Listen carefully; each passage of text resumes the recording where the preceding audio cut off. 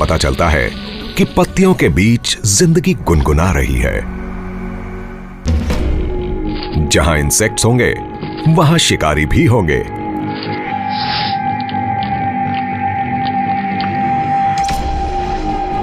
लेकिन शिकारी भी शिकार बन सकता है।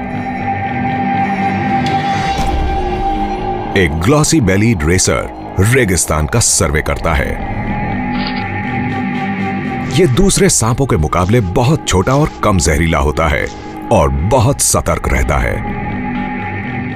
यह अपनी फोक टंग के जरिए हवा में होने वाली हलचल से किसी भी मूवमेंट का पता लगा लेता है।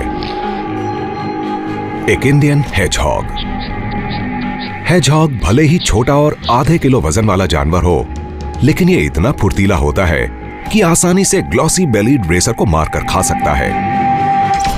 सांप कोई खतरा नहीं लेना चाहता। अपने रेसर नाम के मुताबिक वो वहां से भाग लेता है।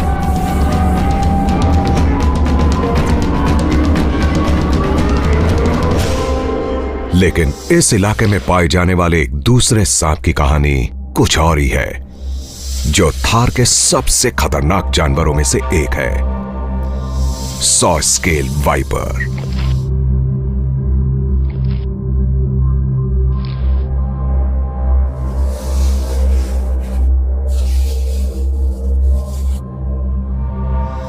वाइपर को यह नाम इसलिए मिला क्योंकि जब यह गुस्से में आता है तो यह अपने स्केल्स आपस में रगड़ता है, जिससे सॉइंग साउंड निकलती है। यह साउंड दुनिया के सबसे खतरनाक और जहरीले सांप की तरफ से किए जाने वाले सबसे तेज हमले की चेतावनी होती है। ऐसा जीव जिससे आप दूर ही रहना चाहेंगे। सॉ स्केल्ड वाइपर आमतौर पर लेट इवनिंग या रात में शिकार करता है, लेकिन आज यह दिन में बाहर निकला है। इसने रेत पर साइड वाइंडिंग या साइडवेज मूव करना शुरू कर दिया है। स्लो मोशन फुटेज देखने पर पता चलता है कि साइड वाइंडिंग करते हुए कभी भी इसकी बॉडी के सिर्फ 2 पॉइंट्स ही रेत के कांटेक्ट में आते हैं। यह तेज गर्मी से बचने का एक कमाल का तरीका है। लेकिन अब सूरज और रेत दोनों ही बहुत ज्यादा गर्म हो चुके हैं। सॉ स्केल्ड वाइपर खतरनाक होता है और इंसानों से दूर ही रहता है। हमारे लिए यही अच्छा है, क्योंकि इसके काटने से शरीर में हीमोटॉक्सिक वेनम इंजेक्ट होता है, जो तेजी से मसल टिश्यू को ब्रेक डाउन करते हुए दर्दनाक मौत का कारण बनता है।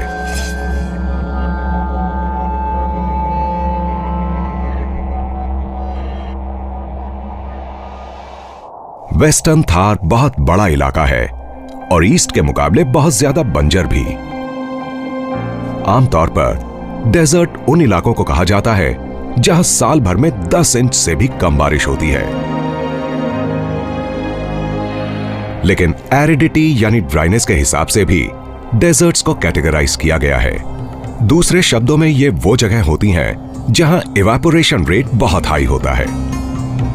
इतने कम वेजिटेशन वाले इलाके में जो भी थोड़ा बहुत पानी जमा होता है वो तेजी से सूख भी जाता है। लेकिन थार में हमेशा से ऐसा नहीं था।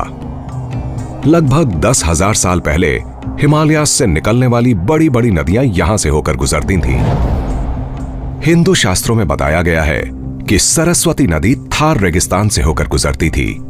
सरस्वती, इंडस और दूसरी नदियों के किनारे ही इंडस वैली सिविलाइजेशन के बड़े बड़े शहर बसे। लेकिन जैसे जैसे कॉन्टिनेंटल प्लेट धीरे धीरे ऊपर बढ़ती रही, ये नदियां या तो अपनी दिशा बदलती गईं या पूरी तरह से गायब हो गईं। और धीरे धीरे इंडस वैली सिविलाइजेशन के शहर भी वीरान होते गए। आज वेस्टर्न थार के इलाके में ही इंडिया पाकिस्तान का इंटरनेशनल बॉर्डर पड़ता है।